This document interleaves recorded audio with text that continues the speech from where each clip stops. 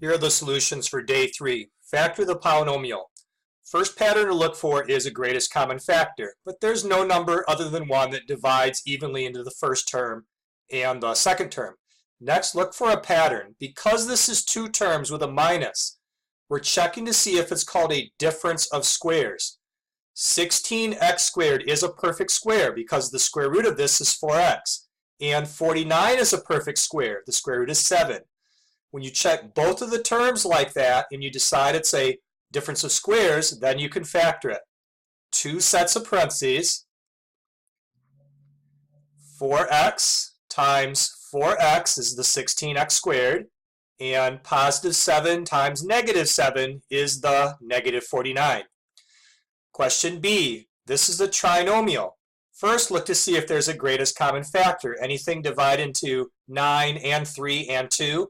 Well, no, just 1. Next, check to see if it's a perfect square trinomial.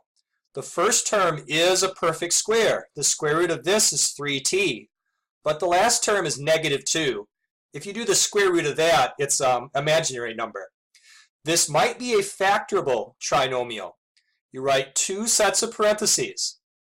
And then we're going to use FOIL, but we're going to kind of guess at what the numbers are and write them in, and then check our answer using FOIL. If it doesn't work, we'll erase them and try different numbers. One way to make the 9t squared is 3t times 3t, but that's not the only possibility. It could be 9t times 1t. Now, what about this number and this number? One way to make negative 2 is with negative 2 times positive 1. Now let's check to see if this is the right way to do this. The outer product is 3t. The inner product is negative 6t. When you combine 3t and negative 6t, that makes negative 3t. And look what's here in the middle. So this checks out. If it didn't check out, we would rearrange the numbers, or we would try positive 2, but then negative 1. We want to keep trying numbers in the spots until we get this middle term to check out. Now question C. Look for a GCF, but there isn't one. Now look for a pattern. This has 2 terms with a minus sign, so we want to know, is it a difference of squares? Well, no, the first term is not a perfect square because it has an odd exponent. Next, let's check, maybe this is a difference of cubes. The first term is a perfect cube. The cube root of x cubed is x. And the second term is also a perfect cube because the cube root of 125 is 5. So as soon as we decide this is a difference of cubes, we can get the answer. There's 1 set of parentheses followed by a longer set of parentheses because in here will be a binomial and in here will be a trinomial. The cube root of x cubed is x. This has a subtraction sign, so I'm going to put a subtraction sign here. Then the cube root of 125 is 5. Now I'm going to create the trinomial factor from what I've written in here. Take this first term x and square it. That's x squared. Change the sign, so because this is minus, this becomes plus. Take the product of these 2 terms, that's 5x, and then square this last number. 5 squared is 25. Here is the factored form for this difference of cubes. Now question D, this has 4 terms to it. Well, first check, is there a GCF that divides into everything? And there's not.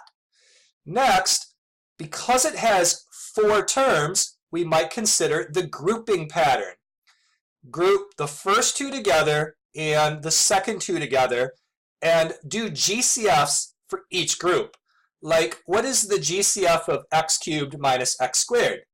That's x squared. That's the most amount of x's that divide into both terms. Now in parentheses, let's finish off the other factor. X squared times x is this x cubed, and x squared times negative 1 is the negative x squared. So this first part right here factors like this. Now let's keep going. Plus, and then what's the GCF of this term and this term? Well, it looks like they both can be divided by 2. So we'll write down a 2 followed by a set of parentheses. Now let's finish off this factor. 2 times what makes the 2x? Well, we need to have an x. And 2 times what makes this negative 2? We need to have a negative 1. That's the first step of the grouping method.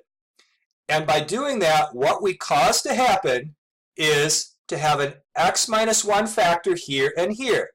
So x minus 1 is a greatest common factor for both terms of this polynomial. So let's write down the x minus 1, followed by its other factor. X minus 1 times what makes this first term? Well, this x squared.